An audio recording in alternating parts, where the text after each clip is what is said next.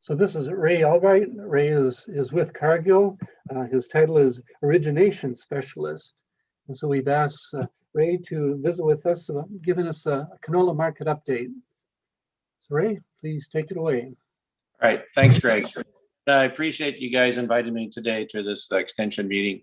So I've been with Cargill here for probably 20 years. I worked in the malt operation in Spiritwood, and some of you may know me, for about 13 years back in the from 2001 to 2013, and then since I've been with Cargill.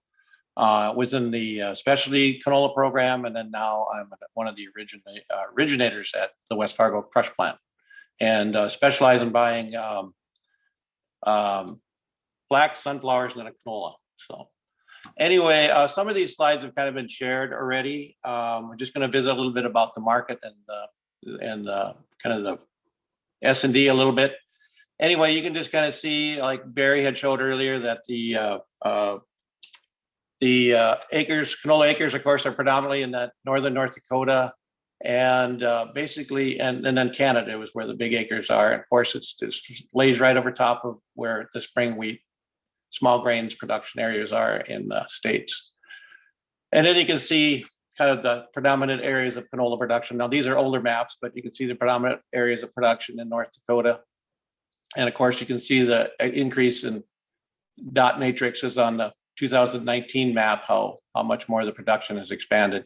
Now, some of these counties have production in them, but they just didn't report them, or it didn't get reported accurately or something. So anyway, next slide. Okay, so in the US, you can kind of see where the production is. And of course, North Dakota is the predominant state of production. Probably 85% of the canola production is in North Dakota. And you can, if you look kind of in 2020, you can see that there's a few states where the acres are starting to increase, and pretty much in that Pacific Northwest, you can see the acres are coming on quite a bit stronger. You know, there is a plant out in Washington, and the growers out there are getting quite educated on producing canola in the Northwest, and so the acres are going to grow, and they're going to continue to grow out there, as well as in North Dakota. We see that as a good story here. So, but anyway, next slide. So, you know, in the US, you can see it's a good story. Barry covered this as well. You can see that's a good story with the trend line on acres continues to go up. The yields continue to go up in North Dakota on canola. And that's probably attributed to, you know, advancement in genetics, pod shatter, and probably in just farming technology and well improved, you know, farming practices. So I think that all combined has really bumped the acres up, or not the acres, but the yields up in North Dakota. And that trend is going to continue to grow. Next slide. And same story in North Dakota. You can see the trend lines in North Dakota, same as the US, is kind of a nice slope upwards of yield and production. So Canada is, you know, that's where the predominant areas of canola production is, and you know, by far they outstrip us on production. And you can see the acres are upwards to, you know, 19 to 20 million acres on an annual basis, and that continues to grow. And you can see their yield continues to increase as we move forward. Again, it's improved in genetics and the pod shatter program that some of these companies have introduced on their seed lines, and also just improved farming practices. So you can kind of see here, I did just a quick chart from, and you can see the production in Canada in the red line, how it's upwards to, you know, 19 to 20 million metric tons, whereas North Dakota is the green line on the bottom. And, you know, we're pretty small peanuts when it comes to canola production in North America. You know, we average somewhere between, 1.8 to upwards, maybe almost 2 million metric tons. So we're pretty small compared to what Canada is. So, all right, next slide. So this is what's going on. Stocks to use, pretty tight this year. I think we're all aware of it.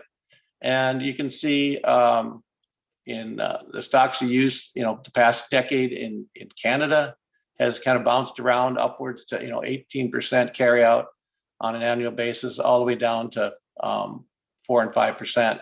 But you can see in 2020, this is what's going on, is that they're estimating carry out to be under 4%, around 500 to 700,000 metric tons carry out. And of course, that's part of that oil complex where we're tight on stocks, oil stocks. Now, if you look at that slide, just back up if you want to go there. As far as I understand, in Canada, the ending stocks in crop year 2021 will probably be about the same. So you can see that that's going to be driving the market, or keeping the markets pretty hot going into the crop year 21 and possibly even into 2022. So, okay. So this is what's driving it. I mean, there's no secret. Bean oil is tight.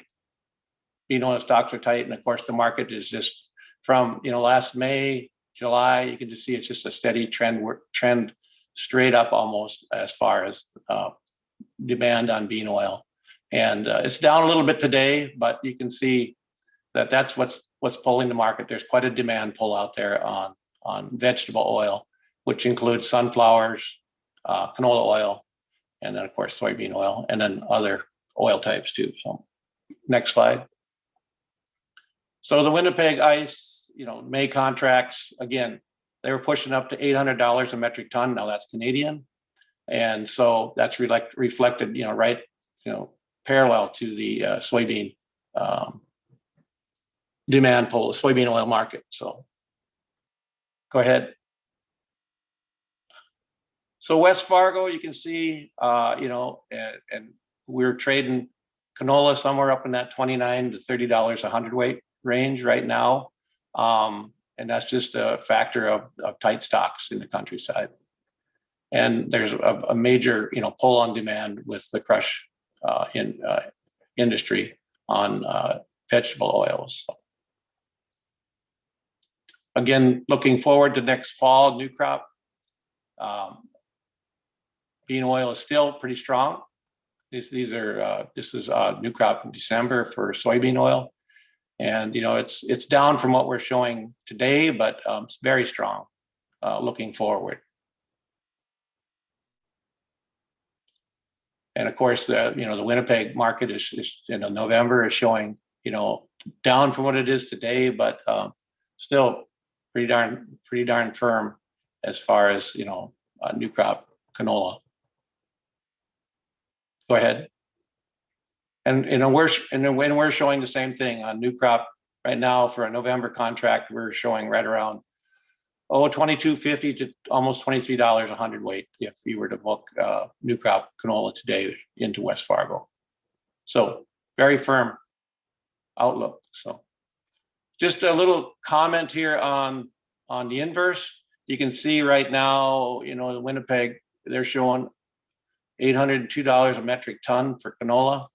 If you look at the new crop inverse out in November, there's $170 metric ton inverse. So that's something as growers and that you need to watch, is if we have a good crop year, of course that's going to change and tighten up, and that'll come down. So it's something to watch, but it's quite an inverse right now. And then you can see out forward the pretty flat prices going forward into new crop. At Cargill, we kind of look at competing crops. And so what we do, and see how canola fits in, are the crops that we buy fit into the complex competing crops in North Dakota. And we kind of look at it by cropping districts. So we use the NDSU extension crop input values that are reported the first part of the year. And then we take those crop input values and stick them in a spreadsheet. And then we use actual new crop prices out in the various cropping districts and try to push out, what crop is going to pay the best. Now, we're not including any land or rent or anything like that. It's just variable costs. And so, and we're using NDSU's average yields that they portray in their spreadsheets, in their crop input values. And so what we do then is we take the new crop bids that we see out on the internet at these various cropping districts to kind of give a kind of back to the farmer price. And so, for example, on canola now, we're using like $22.85 a hundredweight. And looking at comparable new crop prices of corn, beans, sunflowers, flax, durum wheat, barley. And you can see that canola 2 weeks ago, 3 weeks ago, canola wasn't this competitive, but the last week now, canola has just like pulled right up there, and it's very competitive in the northeast part of North Dakota. Now, that can change. This each farm has its own situation and will have quite a bit higher yields than what we're reporting in here are using, but we kind of have to keep it at a level playing field. But we see canola being very strong in northeast. And if you want to go to the next slide, looking at the southwest, which is another larger area of canola production.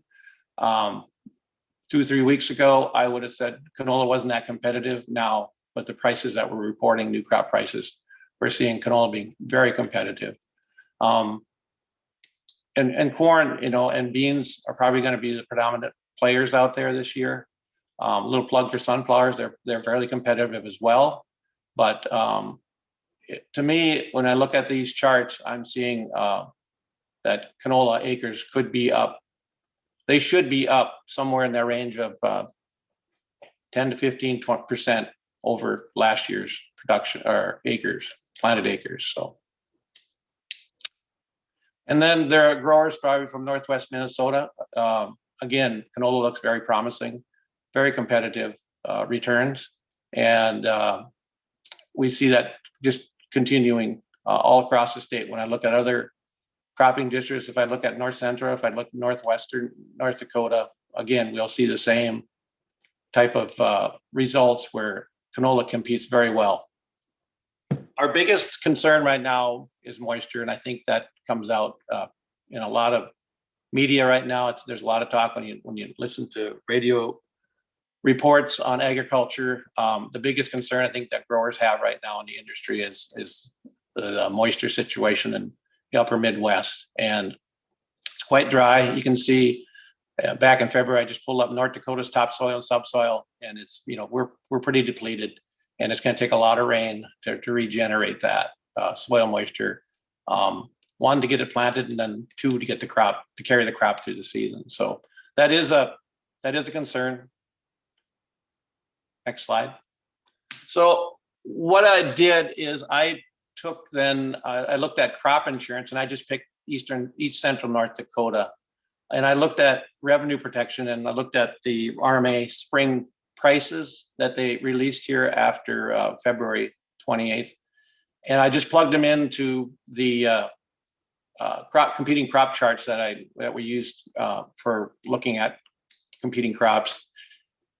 And with the spring prices, you can see that I think I used 75% coverage on your crop, so on your crop insurance. So if you looked at this, and if you're worried about dry fields and adverse weather, maybe short moisture, whatever, if you're a grower and looking at protecting yourself, then corn and soybeans, sunflowers have about the best in this chart, have about the best protection as far as revenue guarantees in 2021.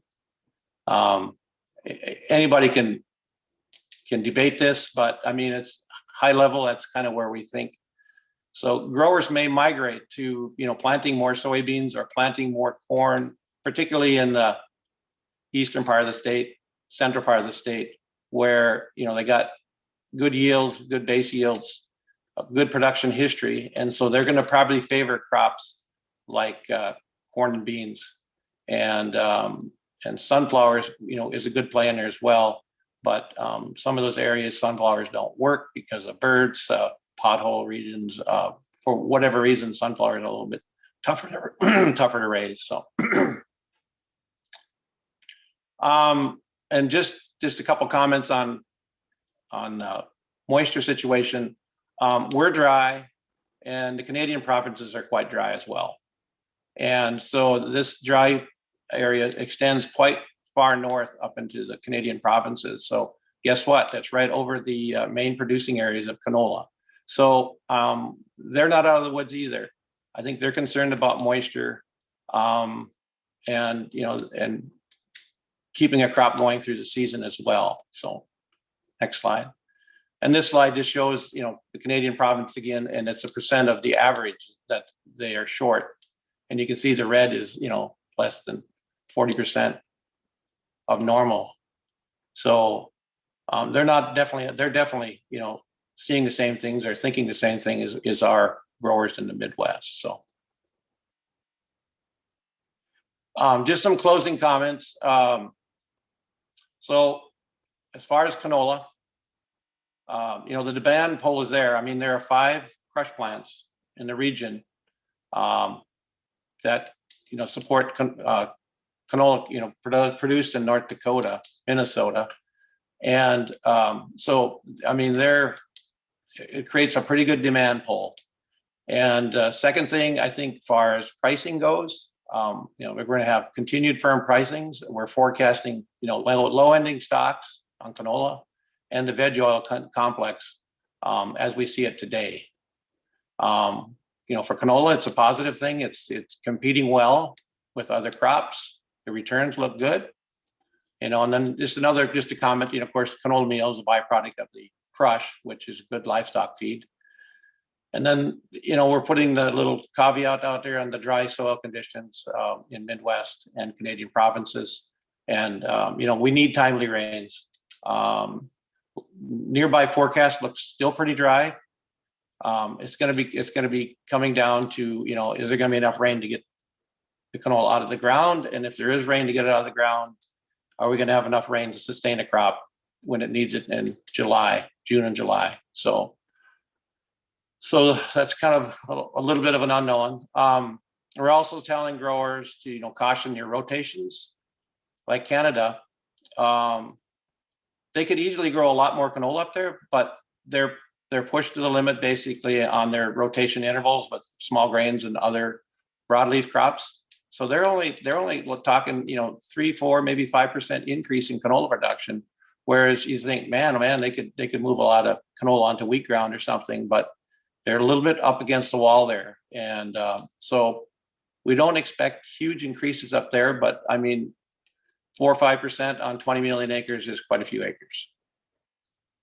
And then I don't know if it's been brought up, but we kind of feel that canola acres may drift a little bit south further in North Dakota because people are seeing some of these current prices and looking ahead a little bit, and they're maybe taking a look at canola, whereas maybe 2 months ago they wouldn't even consider it. And so when you get down into some of the corn territories, growing areas, we would suspect there could be some herbicide residual issues in the dry soil. And we've seen that in the past with some growers in Minnesota where the grower couldn't put canola in because he had some herbicide residual on some corn ground of 2 years past, and it kept him out of the field to put canola down. So just a comment. The big, I think, driver right now that's going to define, planting decisions is going to be the March 31st USDA planting intention report, which will be out in 2 weeks. And I think that's going to really provide the definition of what people are thinking and what growers are thinking. And then after that, there could be some scrambling again. And then, of course, crop insurance may weigh heavy on, or dictate planting decisions just for the reasons of the drier weathers and weather and the dry soil conditions. So, and then just one comment. I've been involved with Barry covered it very well on the pathway for canola oil for renewable diesel fuel. Cargill, is a sponsor of that, and I've been on several calls with that, and it's a very exciting program for canola in the future. And if this gets approved by the EPA and it moves forward, you could see canola acres in the US as well as Canada, change. And you could probably see areas, Western US, probably Minnesota, areas like Wyoming, all these states in the north where it's fairly cool growing conditions, you could see all of a sudden canola acres popping up because the demand pull for this program would be huge. And so it's a very positive program. And we're hopeful that this thing gets passed by the EPA here in the next year.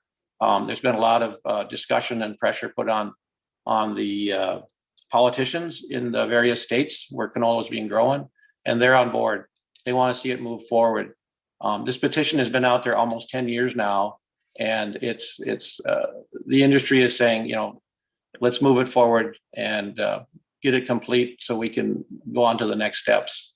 There are several oil company refineries that are gearing up to process renewable diesel fuel. And like Barry mentioned, there is just a huge demand. One plant could probably use up the whole North Dakota crop and still be short. So we're really excited about that program moving forward.